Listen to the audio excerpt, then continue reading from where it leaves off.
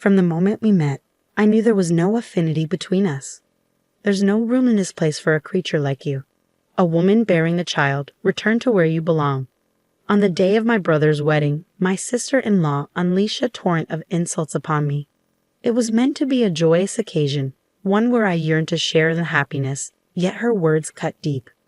Unable to endure such treatment any longer, I made the difficult decision to abstain from attending the ceremony. My name is Elizabeth, age 30.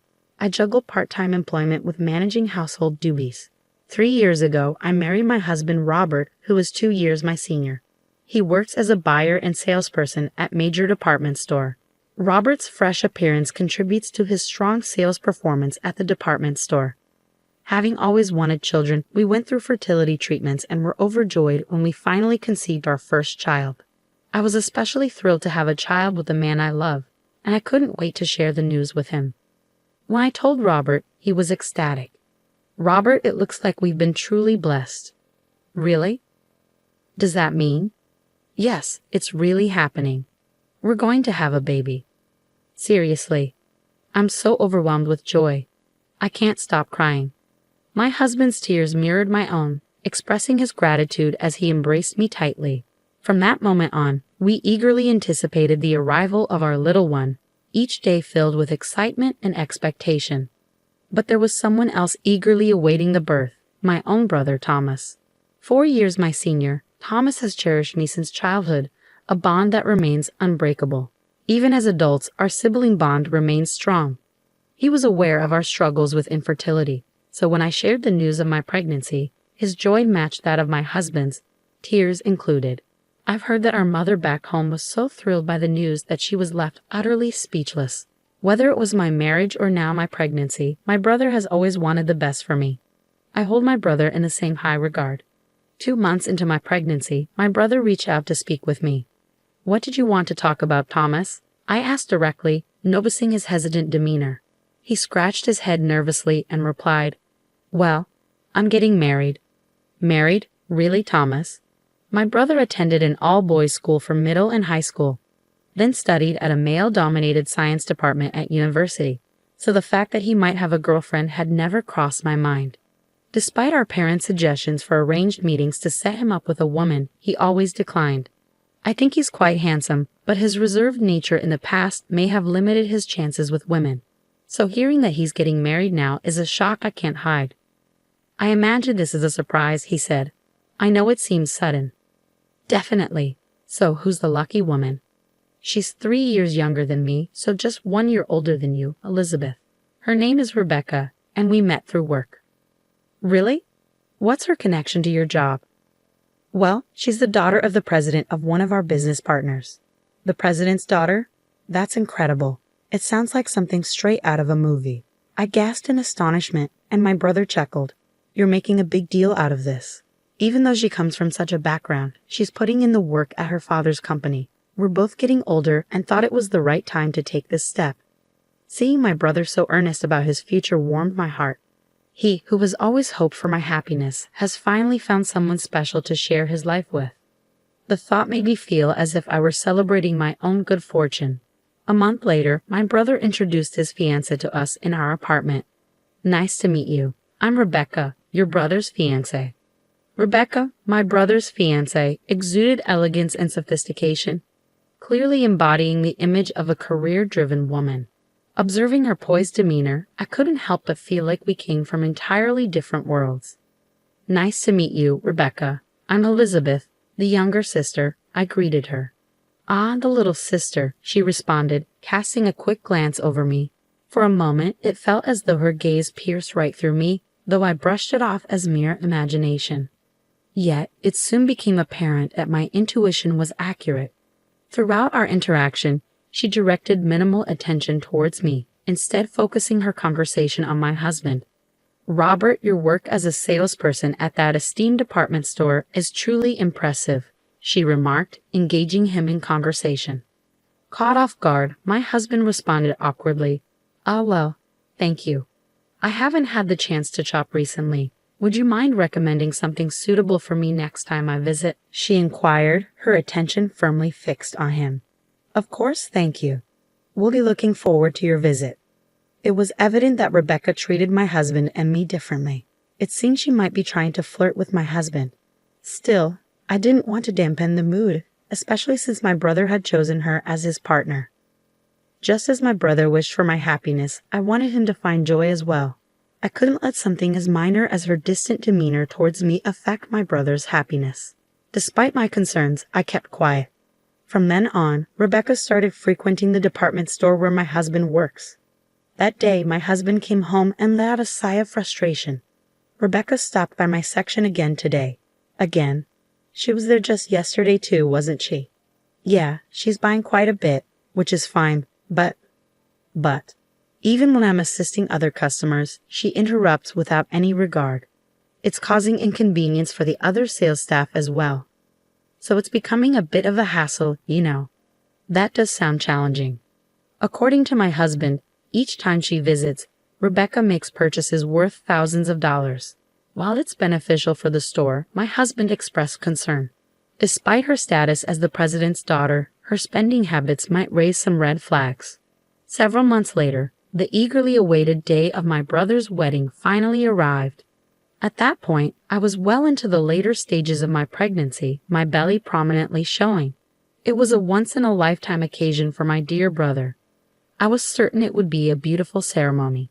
I felt a rush of excitement as I left the house, adorned in a maternity party dress I had purchased specifically for this special day. The situation unfolded when I arrived at the venue and approached the reception desk. I'm Elizabeth Smith, the groom's sister, and this is my husband, Robert. When I provided my name to the receptionist, she seemed confused. Are you the groom's sister? Yes, I'm Thomas Harris's sister, I confirmed. That's odd, she responded. Then she said something unexpected. We were told that the groom's sister wouldn't be attending. What? That can't be right. I'm his sister. Of course I'm here. Well, we were informed that the groom's sister had other commitments and wouldn't be coming. Hold on, there must be some mistake. My husband and I were both planning to attend. Mr. Smith is listed as a guest and is confirmed. The cancellation only applies to you, sister. Huh.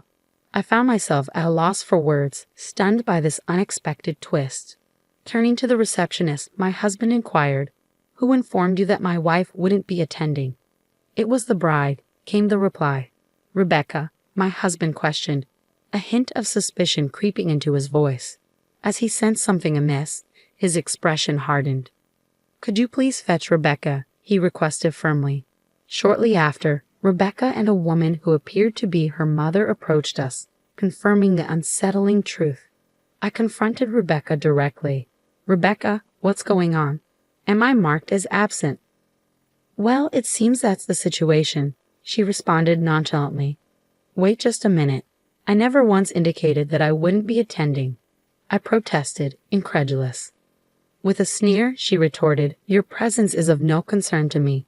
Elizabeth isn't coming because you're nothing but trouble. Understand?" "Huh? What are you talking about?" "Let's be clear from the start. I've never cared for you. You parade around as if you're superior just because you have a decent-looking husband and brother. From the moment we met, I've despised you. Your plain appearance doesn't match your lofty name, Elizabeth. You're nothing but an obstacle to my happiness, guide." I had sensed her coolness towards me, but I never anticipated such deep-seated hatred. Stunned, I struggled to find my voice. She glared down at me, her words cutting like ice. "Didn't I make myself clear? You're nothing but trouble. There's no room here for a pregnant eyesore like you, so leave." I stood speechless, but the shock didn't end there. To my astonishment, even her mother began spewing venomous words that I found hard to believe. "Rebecca is right. Having someone as unattractive as you at Rebecca's wedding is a hassle. It's unfortunate enough for Rebecca to be associated with you." Rebecca turned to me, my face pale, and continued, "Leave now. You're just getting in the way. You're an eyesore, an ugly pregnant woman." In that moment, the anger I had been suppressing surged within me. Just as I was about to respond, my husband intervened. "How dare you speak to my wife like that? I never imagined Rebecca could be so disrespectful." "Let's go home, Robert. It's not worth it," I said. "Are you sure?" "I don't want to stay here any longer. Let's go," I insisted, tugging my husband's arm as we made our exit from the venue. Good riddance came the parting shot from Rebecca and her mother, their insults trailing behind us. A few hours later, my brother hurried to our home, his expression weighted with regret. Elizabeth, Robert, I'm truly sorry for Rebecca's behavior, he'd apologized. It's not your fault, Thomas. How did the rest of the wedding unfold? I inquired. I decided to ask the guests to leave midway through. I couldn't bear to continue the ceremony after what happened to my dear sister. That was a wise decision. But why did Rebecca harbor such animosity towards me? Well, I was taken aback when I heard what happened too. Huh, I responded, unsure of where he was going with this. My brother spoke in a hushed tone. It appears Rebecca has been jealous of you, Elizabeth. Jealous. We've always been close as siblings, right? Plus, Robert is quite attractive, and seeing you so happy and expecting a child seemed to bother her. Why would that be a problem? She was making extravagant purchases at my husband's department store because she finds him attractive. I was speechless at the absurdity of it all. I said, incredulous. Though my brother seemed concerned about me, he went on with the story. Rebecca was upset that your pregnancy would draw more attention to you than to her on her wedding day. She couldn't bear the thought of guests coming up to you and asking questions like, "How far along are you?" or telling you, "You look so happy." I can't believe she would react that way over such a trivial matter. It seems my brother, consumed by his work, had entrusted all the wedding planning to Rebecca. Whenever he tried to offer input, he was shut down with, "The bride is the focus of the day," leaving him unable to intervene. As a result, he was unaware that she had decided unilaterally to exclude me from the event. "I'm deeply sorry that my decisions have hurt you," my brother said, bowing his head in apology. The following day, my mother asked us to come home, so my husband and I hurried back. When we arrived, Rebecca's father was already there, his face flushed with anger, and Rebecca and her mother trailing behind him. He appeared quite serious. "Rebecca, don't you have something to say to Elizabeth?" he asked sternly. When prompted by her father, Rebecca clicked her tongue and erupted in protest. "Why should I apologize? I was the center of attention at the wedding. When will you stop this nonsense?" Her mother quickly backed her up, agreeing with Rebecca's outburst.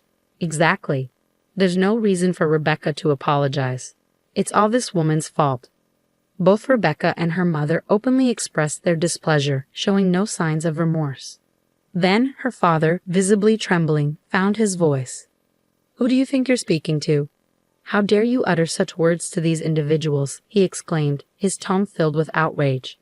With that, he bowed deeply before us. "I am profoundly sorry for the despicable actions of my daughter and wife. Please, I implore you, find it in your hearts to forgive us for this grievous incident." Despite his earnest pleas, forgiveness was not something I could offer easily. I spoke plainly. "Do you truly expect us to forgive you? We were unable to attend our dear brother's wedding after enduring such mistreatment. How can we possibly forgive you? But if you don't forgive us, it will cause significant trouble for our company." Rebecca's father interjected, revealing his true motives behind the apology. Rebecca's father owns a wholesaler company that deals in imported goods and maintains a business relationship with my brother's company. However, my brother was incensed by the recent events and requested that his employer cut ties with Rebecca's father's business. This is why her father is now pleading for my forgiveness, hoping to salvage the business relationship with my brother's company. I hadn't realized just how much influence my brother's company held. Despite Rebecca's status as the president's daughter, my brother appeared to hold more power in this situation. Her father continued to apologize profusely, bowing his head repeatedly, but it was clear his primary concern was safeguarding his company, which only deepened my dissatisfaction. Realizing the conversation was going nowhere, I firmly told Rebecca and her family, "I won't interact with you any further. If you proceed with marrying my brother, I will sever ties with him as well." "Hold on. My dad is apologizing profusely. Don't you have any sympathy?" Rebecca shouted at me, her tone laced with anger. "Sympathy? You dare bring that up? You're the one who caused this whole mess. Who should really be apologizing here? Stop allowing your father to debase himself. Your selfishness ruined my brother's happiness. You're not suitable for him. Know your place." After her tirade, I threw Rebecca and her family out of my parents' house. Not long after, I heard that my brother and Rebecca had called off their engagement. She protested loudly, unwilling to end things, but in the end, my brother had to involve a lawyer. He also arranged for a settlement paid to me. Though I initially hesitated to accept it, my brother insisted, saying it's the least I can do to apologize. So I accepted his offer with gratitude. Rebecca's family's misfortune deepened, and her father's company eventually declared bankruptcy. It seems that losing business with my brother's company, which was a critical part of their operations, left them unable to stay afloat. They lost everything because of their actions, and in retrospect, it seems fitting given their behavior. Someone like Rebecca, who could so easily hurl cruel insults, ultimately faced the consequences of her actions. Meanwhile, I have given birth safely and am enjoying a happy life. My brother has recovered from the end of his engagement, and he visits me almost every day to spend time with my daughter and shower her with affection. Robert, may I hold her for a bit? But you just had her not too long ago. Please, I'll be leaving in an hour. All right, I suppose I can let you.